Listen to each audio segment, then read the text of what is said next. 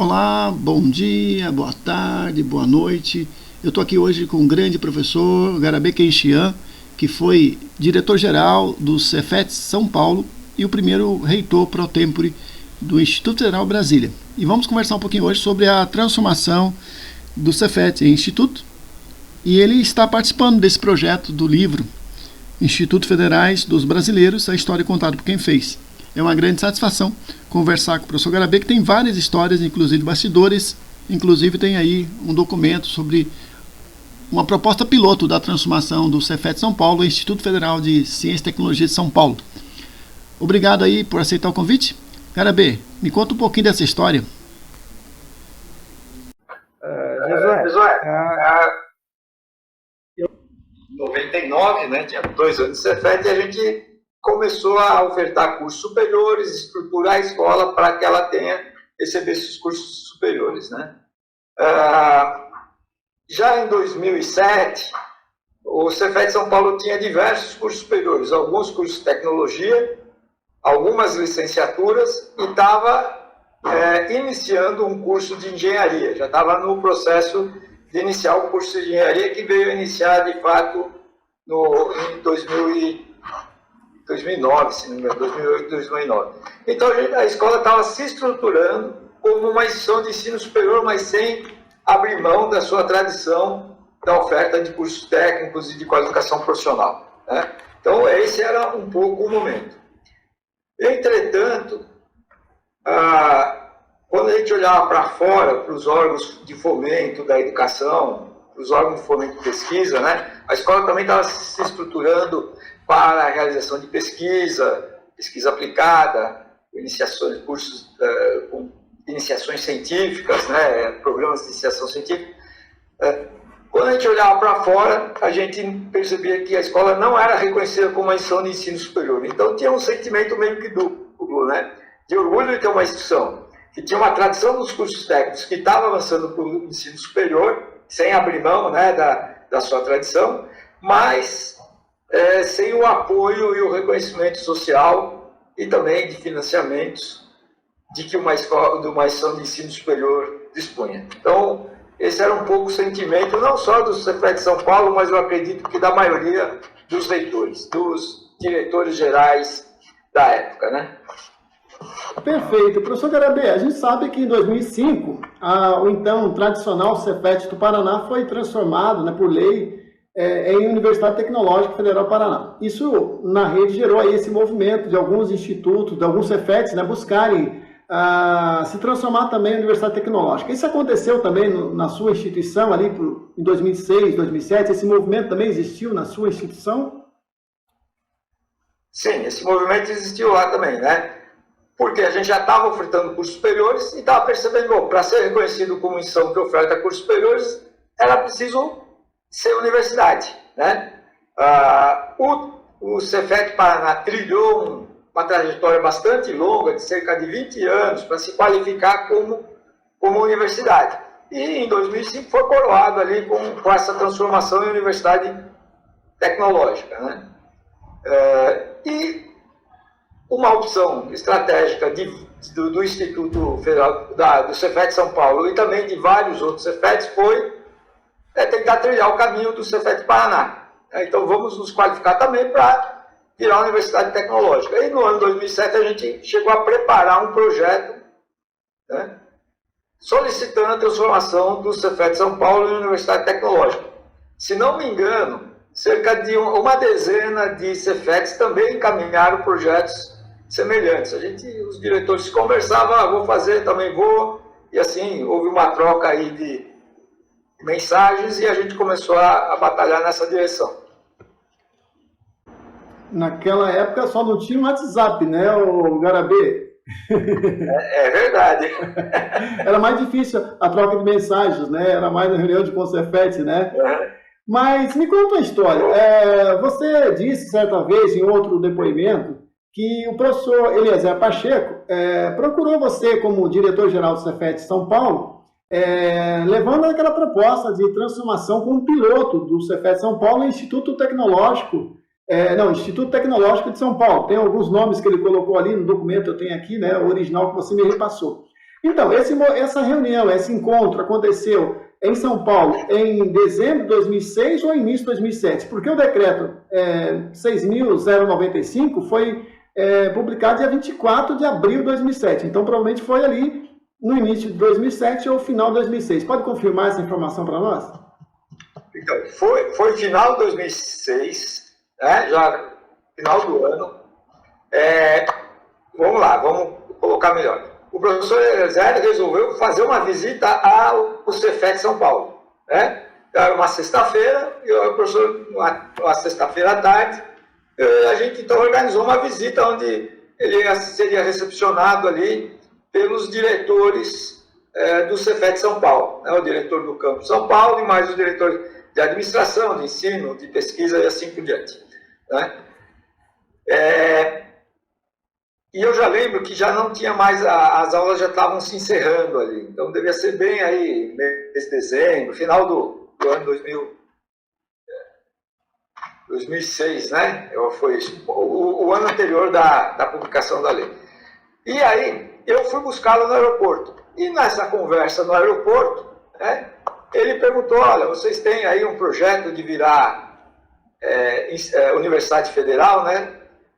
Aí eu falei, professor, eu expliquei para ele, nossa questão toda é a seguinte, a gente oferta cursos superiores, mas não é reconhecido como instituição de ensino superior. Então, quando vai buscar financiamento do FINEP, da CAPES e tal, a gente não é encarado como instituição de ensino superior. A gente é encarado como uma escola técnica. Então, na verdade, o que está por trás desse projeto, e tem outros eventos aí diversos que ocorriam, né, que os Cefets sempre eram deixados de lado, ou eram esquecidos, literalmente. Ninguém se lembrava que existia uma rede de escolas que ofertavam curso técnico e cursos superiores.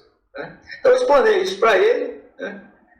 E aí ele veio e falou, não, e se a ideia for de uma outra institucionalidade, mas com o reconhecimento de curso superior? Eu falei, olha, o nosso problema não é com o nome da universidade, o nosso problema é obter esse reconhecimento. Né?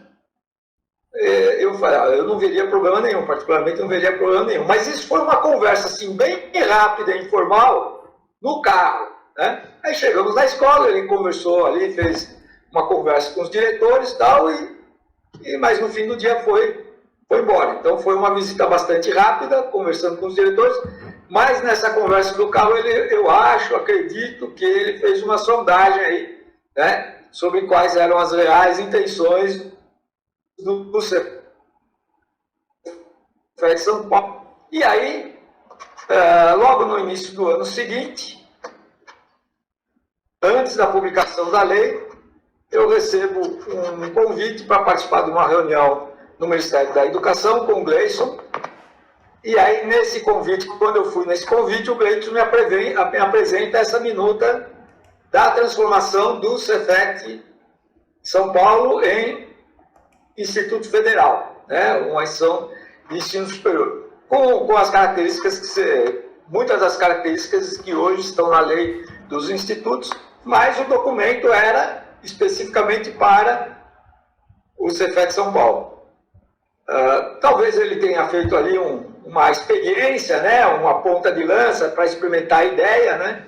Eu li o documento, achei bastante interessante, porque muitos dos princípios que a gente queria defender, muitos dos princípios que a gente defendia estavam nesse documento. A única restrição é que ele iria causar uma dificuldade muito grande no Cefet São Paulo. Por que o Cefet São Paulo? Né? Então, aí, no meu comentário com o Gleison, falou, olha, seria importante a gente, né, que essa lei fosse para todos os Cefets, não só para o Cefet São Paulo. E aí se iniciou no dia seguinte um grande debate dentro do CONIF, né? Esse debate durou alguns meses e até que a gente culminou com a lei dos institutos. Depois saiu do âmbito não era do CONIF, do CONCEFET, saiu do âmbito do CONCEFET, foi para o Congresso e aí resultou na lei dos institutos. Perfeito. Então, provavelmente o projeto de Universidade Tecnológica que vocês desenvolveram foi em 2006, porque aqui em Santa Catarina, nós também chegamos a aprovar no Conselho Diretor da época, em 2006 o projeto, não em 2007, porque em 2007 vocês já estavam discutindo o modelo de Instituto Federal e não teria sentido estar discutindo universidade tecnológica. Acho que é isso, correto? Sim. A Universidade 2006. A conversa com o Eliezer, talvez final de 2006 para 2007. Ou não, final de 2007 para 2008. Se bem que no documento tem a data lá certa. É 2006 mesmo, o final, né? Porque eu estava analisando... Final de 2006 e início de 2007 foi a reunião no MEC. Porque você até me mandou, tinha o canhoto da viagem para Brasília, né? Que você foi também, se me enviou, né? Isso. Foi convocado para discutir, provavelmente, a minuta do decreto 6.095, que foi publicado em abril de 2007. Perfeito. Então, essa história, porque assim, o ministro da Educação, o professor Fernando Haddad, na reunião de junho, lá no MEC, ele coloca, né, que se tiver dificuldade, ele estava disposto a começar com poucas unidades, a ideia do Instituto como piloto. Mas ele, no convencimento, né, ele conseguiu mobilizar a maioria das instituições, né, para que aderissem ao novo projeto. Então, eu acho interessante que nessa reunião ele deixa claro que não era uma imposição, né, e que era algo que ele gostaria que as instituições aderissem por meio dos seus conselhos, né, e tomassem a decisão de vir, né, e comprar essa ideia. Então, isso é interessante também a gente lembrar. Perfeito. Acho que esses bastidores... Você chegou a concluir o mandato de diretor-geral quando? De São Paulo? Eu, primeiro mandato, 2001 a 2004, depois 2005 a 2008. De janeiro de 2001 a dezembro, janeiro a dezembro. Então, o meu mandato se encerrou junto com a promulgação da lei dos institutos. Interessante, porque eu achava que você havia sido também reitor de São Paulo. Na verdade, você, quando eu peguei agora o Diário Oficial para conferir, na última semana, você foi nomeado reitor do Instituto Federal Brasília direto, no dia 29 de janeiro. Direto. Porque perfeito. O meu mandato se encerraria perto do dia 10 de janeiro. Né? E no dia 27, né? 28, sai a lei dos institutos, 28 de dezembro. Né? E os novos reitores foram nomeados no início de janeiro. Então, eu deixei de ser diretor do Cefet e fui nomeado reitor do Instituto de Brasília, né, para dar início ao processo de construção do Instituto de Brasília. Agora, Jesus, deixa eu contar uma história interessante aqui. Você falou um pouco da Universidade Tecnológica do Paraná. Se não me engano, em 2005, ou 2004, 2005, havia uma discussão sobre a lei do ensino superior, né? Que no fim culminou com a lei dos sinais aí, né? Era para ser uma reforma do ensino superior, a reforma não andou, mas saiu aí a regulamentação dos sinais. E nesse debate foram ouvidos vários estudiosos, inclusive o Boaventura, o professor português, né? E eu assisti uma palestra e lá parece que o consenso foi o seguinte, que universidade não se qualifica, né? Então não tem muito sentido a ideia de universidade tecnológica, né? Ou universidade especializada, né? Com esse conceito que não tem sentido de universidade especializada, toda universidade é universidade, logo será regida pelas normas da universidade. E qual que é o problema aí? Que qualquer entidade que se transformar em universidade será avaliada de acordo com as regras da universidade. E se os Cefets se transformassem em universidades, elas perderiam a sua característica original da oferta de educação profissional, porque eles seriam avaliados conforme a universidade. Então, esse foi um grande argumento, né, para mudar a posição da maioria dos diretores de universidade para os institutos federais. Os institutos federais teriam status de universidade, mas não são universidades, porque eles têm outras características, outras obrigações que estão ali, né, na lei dos institutos. Como, por exemplo, atender demandas regionais, atuar na educação profissional em todos os níveis e assim por diante. Perfeito, essa é um bom detalhe para o nosso material, inclusive. Garabê, você é um dos poucos reitores do Brasil que teve essa experiência, né, de atuar em outras instituições, né? Você foi aí reitor do Instituto Federal Brasília por algum tempo, né? Quantos anos? 2, 3 anos? Não, fiquei um ano completo. E nesse processo você ajudou ali a colocar a pedra fundamental do Instituto Federal de Brasília, né? Como é que foi o processo de levar essa experiência de Cefet em Brasília, né, que é o centro do poder? Aliás, eu acho interessante, né, que eu tenho falado, é que, na verdade, a Brasília não devia ter chamado Instituto Federal Brasília, deveria ser Instituto Federal do Brasil, que fosse um grande centro, né, de formação geral dos professores da rede federal, ou mesmo formação de professores do Brasil. Algo diferente, que não tivesse a mesma característica das nossas instituições, porque ela foi feita do zero. E eu lembro que o orçamento o IFB era muito grande comparado com as obras da expansão. Eu lembro que o Juliato, né, quando foi para lá, mostrou o projeto, ele falava em torno de 70, 80 milhões para construir a IFB. E a gente tinha 6 milhões para construir um campus, né? Então, era muito desproporcional. Como é que foi esse processo de implantação dessa nova institucionalidade que não se conhecia do zero? Então, quando eu fui lá,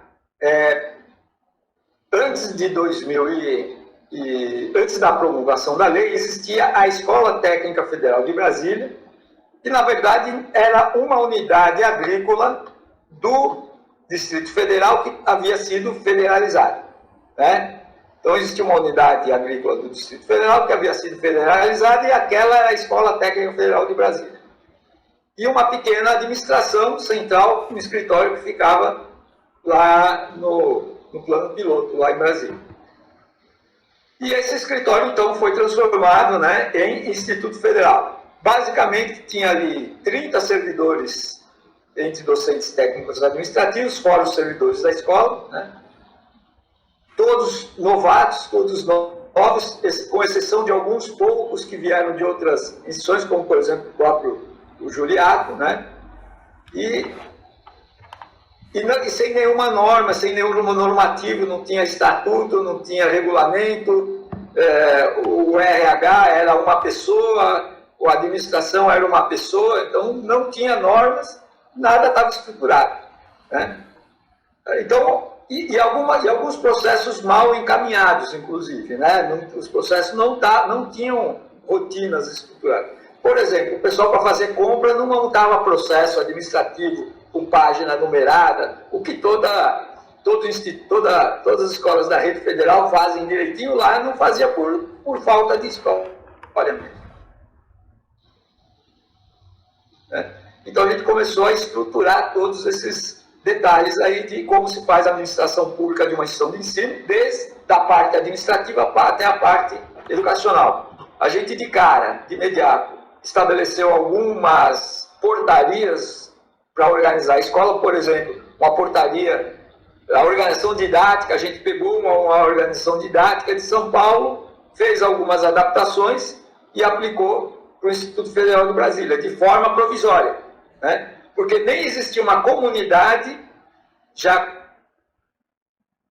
constitui a organização didática. Então, a gente estabeleceu algumas normas, alguns procedimentos, aprovou o estatuto, né? A partir de uma assembleia com a comunidade existente ali, pegamos um auditório, umas 40, 50 pessoas, aprovamos o estatuto. A partir do estatuto, nós fomos aprovando as normas seguintes, né? Todas as normas aprovadas antes do estatuto, elas seriam posteriormente validadas ou alteradas pelo Conselho Superior após a aprovação do estatuto. Então, aprovamos o estatuto, instituiu o Conselho Superior, e aí, a partir daí, o Conselho Superior já instituído começou a aprovar as normas passadas e as futuras. Por outro lado, então, você tinha o desafio normativo, né? Tinha o segundo desafio, que era o de prédios. O Instituto de Brasília, na época, foi previsto para ter 5 campos, só que só tinha um funcionando. Os outros 4 eram terrenos e que nem estava resolvida a questão da doação do terreno. Então, uma das atuações fortes foi de regularizar todos os terrenos para poder licitar. O Goiás apoiou bastante na questão dos projetos dos terrenos, então, para poder licitar e depois fazer a obra. Inclusive, o principal campus, que é o campus São Paulo, que seria o campus, Brasília, né? Que seria a sede do Instituto Federal de Brasília, também ia receber a reitoria de Brasília, esse que é o prédio que recebeu um aporte de recursos financeiros relativamente grande, se não me engano, era 40 milhões iniciais, porque era uma unidade efetivamente grande, né? Se a gente for ver as nossas unidades como a de Florianópolis, para construir uma estrutura daquelas também vai precisar de muito dinheiro. Então a gente lançou as bases para essas obras. Então esse foi o segundo desafio. E o terceiro desafio foi com relação aos cursos. A gente tinha que aprovar, fazer audiências públicas, fizemos audiências públicas para escolher os cursos, para poder direcionar os projetos arquitetônicos dos prédios e para fazer concursos públicos. Então, fizemos audiência, estabelecemos quais serão os cursos, disparou os processos de obra e começou a disparar os concursos, né, já nas áreas, e tudo isso em um ano, né? Então, foi um processo bastante longo, onde a gente teve que estruturar e colocar a instituição, como o próprio Conciani diz, né, que foi depois assumiu 2 mandatos depois, colocamos o trem no trilho, né? E aí, a partir daí, o trem foi seguindo. Mas eu acho que foram esses 3 desafios: o normativo, o da infraestrutura física e o de pessoal. Perfeito. Pessoal associado aos... Olha, eu vou falar um pouco da experiência de São Paulo, né? Em São Paulo, a gente já estava trabalhando com um modelo, a gente tinha acabado de aprovar, eu acho que em 2006 ou 2007, a gente tinha aprovado um estatuto onde já a diretoria sistêmica ficava separado de cada uma das unidades. Porque até então, né, o campus, a unidade São Paulo, era a unidade mãe e as outras unidades eram UNEDs, né, unidades descentralizadas. São Paulo, Cubatão, Sertãozinho e as outras que foram aparecendo. Mas a gente já vinha trabalhando no modelo onde a diretoria seria uma diretoria sistêmica que cuidaria de todas as unidades. E o Campus São Paulo teria uma unidade própria. Então, na parte administrativa, a gente já estava bem encaminhado nesse aspecto. Na parte educacional, a gente já estava caminhando, como eu já disse, para a implantação dos cursos superiores, né? Então, já tinha transformado uma das diretorias em diretoria de pesquisa e extensão, né? A diretoria de relações empresariais e comunitárias passou a ser uma diretoria de extensão. Então, a escola já estava sendo organizada para se transformar em universidade. Quando veio o modelo dos institutos federais, as adaptações foram pequenas. Por outro lado, no estado de São Paulo, a gente tinha uma única instituição federal, que era o Cefet São Paulo, né?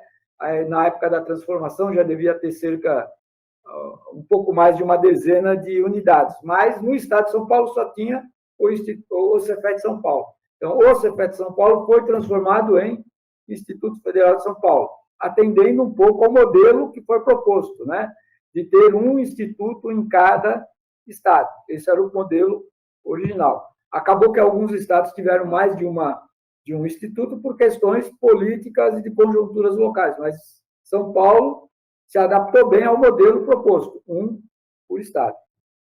Então, eu acho que a gente não teve grandes problemas, tá? É claro que teve dificuldades de gestão, você tem que criar novos modelos de gestão. Antigamente, a gente só tinha o Campus São Paulo e 2 unidades descentralizadas, então a gestão era muito mais simples. Hoje, no Instituto São Paulo, lá tem quase 40 unidades, então a forma de gerir essas 40 unidades muda bastante. Você tem que dar mais autonomia, né? Você tem que criar mais normas e dar autonomia para o diretor do campus desenvolver seus cursos, senão fica tudo travado, tá? Já em Brasília, a gente começou o modelo do zero, praticamente, tá? Então, a gente procurou já construir a institucionalidade já da forma correta, né? Com uma reitoria, os diretores de campo, os cursos, audiência pública para escolha dos cursos, e claro que a gente foi beber muito do que existia no Cefet São Paulo ou em outros Cefetes, Goiás, que era lá do lado, né? Então a gente ia pegando as boas experiências de outras instituições e levando para Brasília. Até que hoje, Brasília é um instituto como os outros, né? Com mais de 10 campi e funcionando plenamente, tá? Já com a sua vida própria. Olha, primeiro, a gente tem que conhecer a nossa história para entender o presente e poder projetar o futuro, né? Então, a gente tem que saber qual é a origem da nossa instituição. Nós somos, viemos lá das escolas de aprendizes e aprendizes de artífice, várias transformações, passamos por um período de Cefet, teve esse desejo de se transformar em universidade, mas aí teve essa reflexão toda, né, de que se a gente se transformasse em universidade, a gente perderia a nossa característica, né, voltada à educação profissional, né, e aí veio a ideia do instituto que preserva características mais da educação profissional, mas pode atuar em todos os níveis, tendo igual importância com a universidade. Então, esse é o passado, para entender o presente. Hoje nós somos uma instituição que temos a mesma importância das universidades, mas não somos universidade, né? A universidade tem atribuições de atuar em todas as áreas do conhecimento humano. Então, a referência da universidade são as áreas do conhecimento humano. E os institutos, a referência qual é? Atender às demandas regionais, locais e até nacionais, tá? Então, os institutos seguiam pelas demandas da sociedade. As duas institucionalidades fazem sentido, as duas institucionalidades são importantes e são distintas. Então, a gente tem que entender que as duas... Então, para um professor que chega novo, formado na universidade, às vezes ele quer refletir o modelo da universidade dentro do instituto. Então, ele tem que saber, não, nós temos uma outra institucionalidade. E essa institucionalidade está clara na lei dos institutos. Se você lê a lei dos institutos, você vai entender bem o que é o instituto, né? Atua atendendo demandas sociais, atua em vários níveis da educação profissional, né? Atua na licenciatura. Por que na licenciatura? Porque tem demanda por professores, né? A pesquisa é uma pesquisa aplicada, a extensão é extensão tecnológica. Então, entender o que é um instituto é importante. Conhecer a história ajuda a entender o que é instituto hoje. E também ajuda a projetar o futuro, né? Lá no passado, qualquer política pública, aliás, o Gleison falou isso e é verdade. No passado, nessa época aí, de 2007, 2006, 2005, qualquer política pública que se lançava no Ministério da Educação, quem era a ponta de lança da política pública do governo federal? As universidades. Só que as universidades não tinham a penetração e a capilaridade que os institutos têm. E nem a ligação mais estreita com a sociedade que os institutos têm. Porque a universidade, ela se encastela pelo próprio modelo, né? O que vale é o conhecimento humano, eles preservam o conhecimento humano.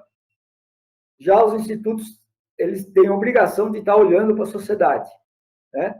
Então, naquela época, você tinha um modelo, você tinha as universidades que não davam conta do recado, de implantar essas políticas públicas. Hoje, qualquer política pública que você fala sobre educação no governo ou no Ministério da Educação, sempre vão ser lembradas duas instituições, as universidades e os institutos federais. E isso já é uma realidade, né? Falou em projeto de educação, vamos ouvir as universidades e os institutos. Às vezes, até ouvindo mais os institutos do que as universidades, tá? Dependendo do tipo de política pública. Então, como projetar o futuro? Sabendo dessa nossa institucionalidade, né? Como é que a gente pode construir um futuro que seja relevante para a nação, né?